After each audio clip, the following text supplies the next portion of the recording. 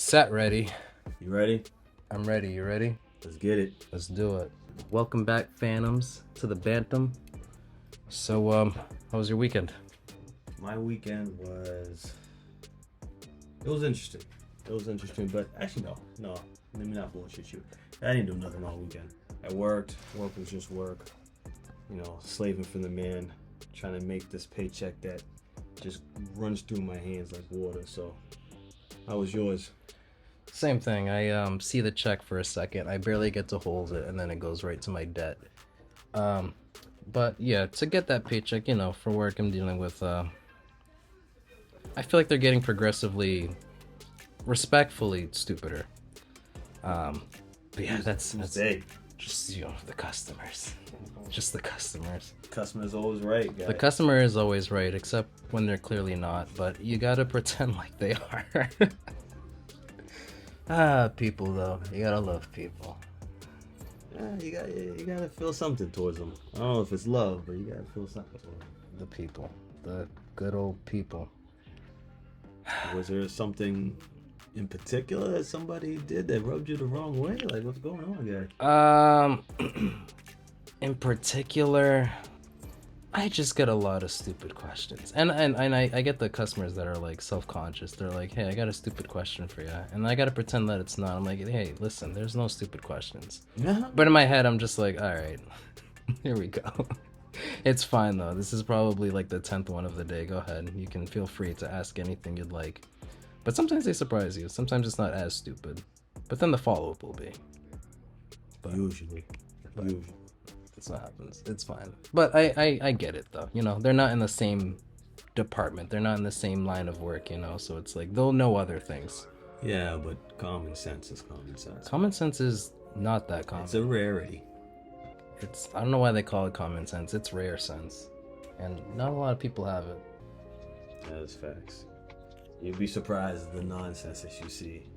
Oh, which reminds me of something I saw on the internet. I saw, what was it? I saw it somewhere. It just came up briefly, but it was just like, just going down a rabbit hole, and this popped up. It was like someone had like a cylinder, like a vase of just full of grapes.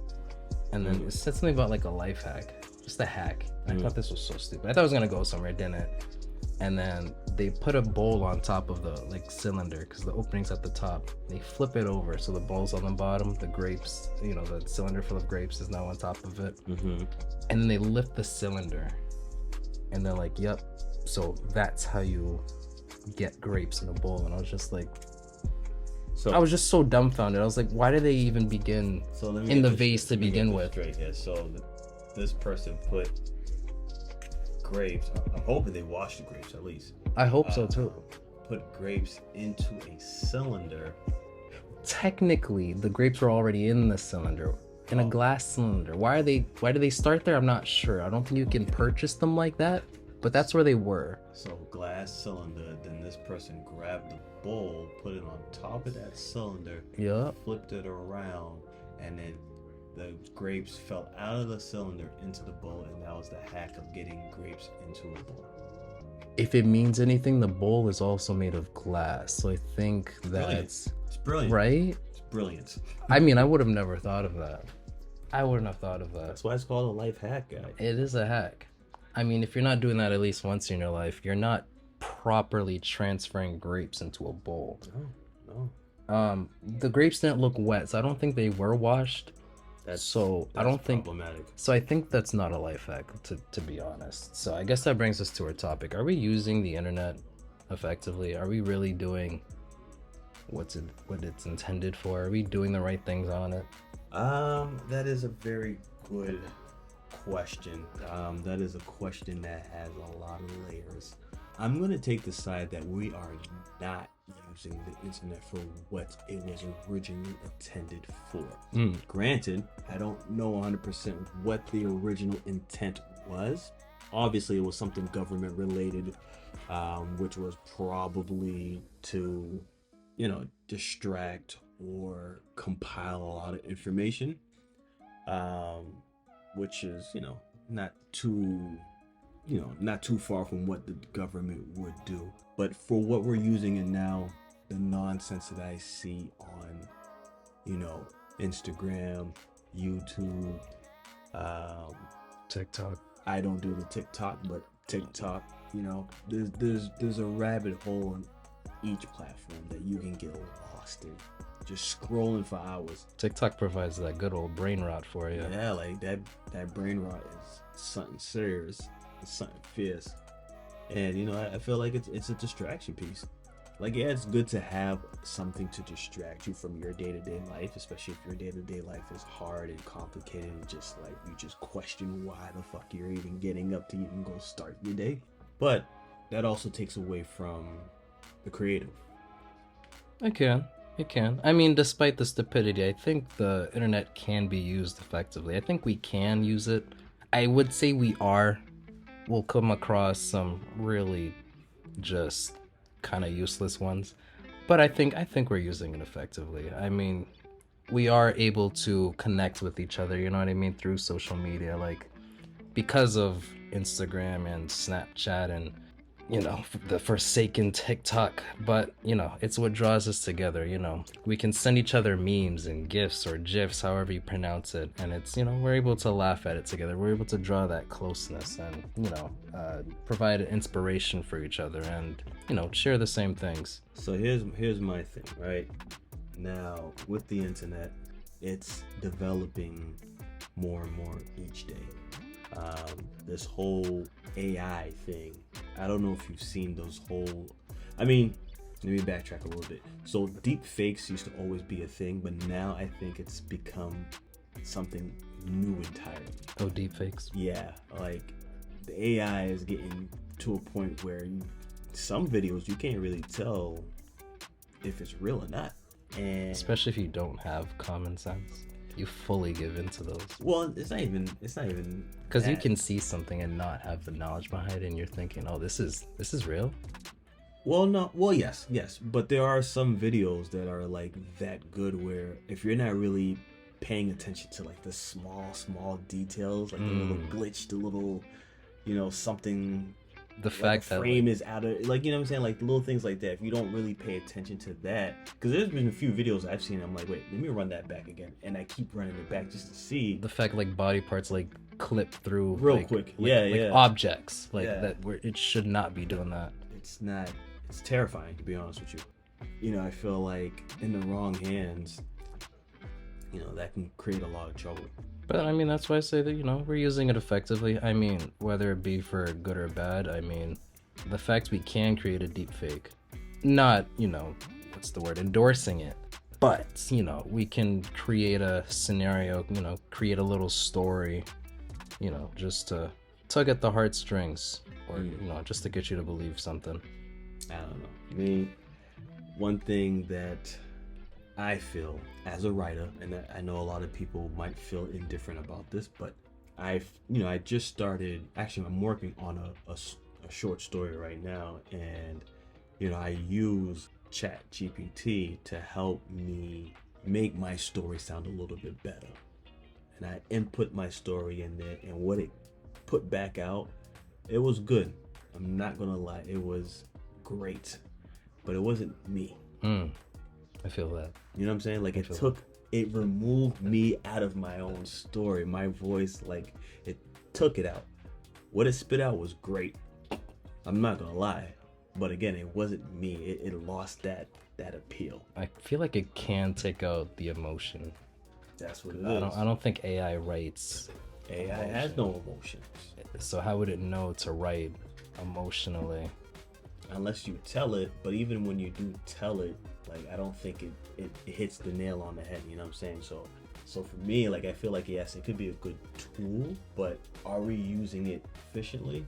I think not, because I also feel like a lot of people are depending on ChatGPT, where it's creating a narrative, a voice that is not theirs, especially with people who are using it for interviews. Therapists, like AI as a therapist. That's it, yeah, and that's not right, because they lack that human emotion, that human connection. Like, ChatGPT is just going to tell you what it thinks it should tell you, not necessarily what's based off of feeling, off of emotion. Plus, imagine if AI is just like, all right, you're feeling this type of way. You know what your issue is? You've been hanging around the humans too much. We should just kill them all off. Like, wait, ChatGPT, what are you saying? Like, yeah, just, just kill everybody. Imagine. Listen, it doesn't sound far-fetched to me, because at the end of the day, you gotta think about it. It didn't just come out of nowhere. Few great, brilliant human minds came together and created this. Creating an algorithm that continuously keeps learning and building on top of pre-existing stuff, so it can only get better and smarter and everything. That the whole Terminator, like that, I feel like that is a precursor to what can actually happen if things get out of hand, out of control, and I feel like that's where it's heading. I mean, you can use it for good use. I mean, give me an example. I'm curious. I mean, you can use it for your benefit. I mean, again, like I said, it can draw people together, and like, you said you use the chat GPT for your stories, and I mean, you can go in, you can edit it, but like it can give you a basis to like where to start off at, and other people can use it to, I don't know, create, again, stories or even songs. I think I heard about somebody using, like, creating a jingle, for Dr. Pepper, and then just made tons of money off of it. Quick little easy jingle. Yeah, I heard that. She I believe she made like $1 million plus. All set with that. Lucky. Wish I'd done that. Listen, I'm pretty sure everybody else wish they had done that too. Wish I had done that. But again, I feel like that creates a situation where, like, it gives people an opportunity, but then it also creates something where the floodgates are open. Now everybody's going to jump in it, and now easy money is made, and it's not necessarily something that's earned, because anybody can, well, I can't say anybody can come up with a jingle, but it's not too difficult. I could make a jingle. It's just that person beat everybody to it first. I can make a jingle. Just replace Dr. Pepper with Sprite. Replace Dr. Pepper with, I don't know, Starbucks. It was really easy. Really easy. I mean, I don't know. Is it easy to make money? I feel like in this day and age, because of the internet, yes. But then again, it, depending on how and what you use it for, it becomes oversaturated, because everybody's a monkey see, monkey do type of person. So yes, at first, but it doesn't last long, in my opinion. Because even some of these YouTubers, they're still making bank, but they're not making as much because everybody else is doing the same type of content. It's kind of hard to kind of break into, streaming, because everybody's doing some type of streaming something. You know what I'm saying? Unless you're one of the originators, then you're golden. But if you're not, if you came late to the party, not to say that it can't happen for you, can't find success, but it's a lot harder because everybody's pretty much doing the same type of content for the most part. I mean, you could still make money off of it. I mean, you may not be a pioneer, but there's still, like YouTubers, there's still artists, they're all doing the same thing. I mean, predates back to even like what's it called? Starts with an R. Oh, the Renaissance. Back in those days with like Da Vinci and all of that. Back when when people were making art, if you could replicate that, you were also making bank. And like, yeah, you may not be the first one to do it. Even like today, you may not be the first one to do it, but put your little own spin on it, put your own personality into it, and you can make some money. You may not make maybe trillions, billions, but like you'll make a living. Make something. No, you're right. I guess it really just depends on what your intent is. But if I'm like, word for word, video for video, copying somebody else, expression for expression, it's like, this guy seems to be copying. Which happens a lot. Which can happen, but even still, people pay attention. Yeah, I mean, clickbait is a real thing. It exists for a reason. People are just doing stuff just to generate hype, just to get attention, and then there you go. There's your views. But back to that internet I got off topic. effective. No, you know, nothing wrong with that. With the internet effective usage, are we using internet effectively? No. And I say yes, but are we also making money easy? Is it easy to make money? Yes. Let me know, Phantoms. It is easy. You just gotta get off your ass and go do something. Or it can Point be, blank, period. or it can be hard. It can be hard. Listen, but let me know. there's no excuse. Listen, let me tell you something. Okay. I was watching the Olympics, right? Alrighty. And You saw the Haitian guy? no, not that. No, I was okay. actually watching the Special Olympics. Okay. I seen the swimming part. I forgot what it's called. And this dude from Brazil, I don't remember your name, but this dude had no arms. Mm-hmm. Okay. Mm-hmm. No arms, and this guy did I forgot how many the length of the pool, but this dude was just in there like a fish, just backstroking. How do you backstroke With that? no arms. So all legs? All legs, like a fish. That is impressive. And then you go from one end to the other, and you gotta like do a little kick flip. It's brilliant. But the crazy part, there was another guy. He was at the last lane. This dude had legs and arms, but he couldn't. He was in a wheelchair. Wait. Sorry, what? It's not funny. I'm not I'm laughing. not gonna lie. I did laugh at first because the way they kind of just threw him in the water, I was just like, yeah, that's kind of. I wasn't expecting that. I've never watched the Special Olympics. I didn't know what to expect. Wait, was he sitting in the chair with No, he was literally. They had propped him on the dive board, and the gun went off, and they kind of just pushed him in there. I was like, what the fuck? Like they held the chair and they just tossed him in No, there. they picked him up, they put him on the dive board, and once they signaled for it to start, they kind of like pushed him off. I'm like, oh shit, this guy can't.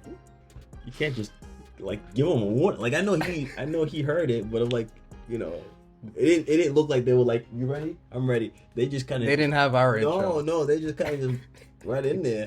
Like set ready, you ready? All right. Nah, just gunshot. All right, go in. But you know, I thought he was gonna like sink to the bottom. Nah, he practiced. He practiced. He was like he lost.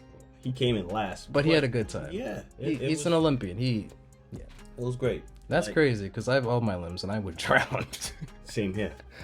But that just goes to show you, like, you can't let any type of disability, mental, anything, you know, there's no obstacle that you cannot overcome. You just got to figure out how to overcome it so you can get over it. So, you know, it's easy to go out there and make some bread. You just got to figure it out. Whether or not you have a good support system or not, at the end of the day, you are the core of your support system. So you should be able to get up and go do what you need to do to get through whatever it is you need to get through.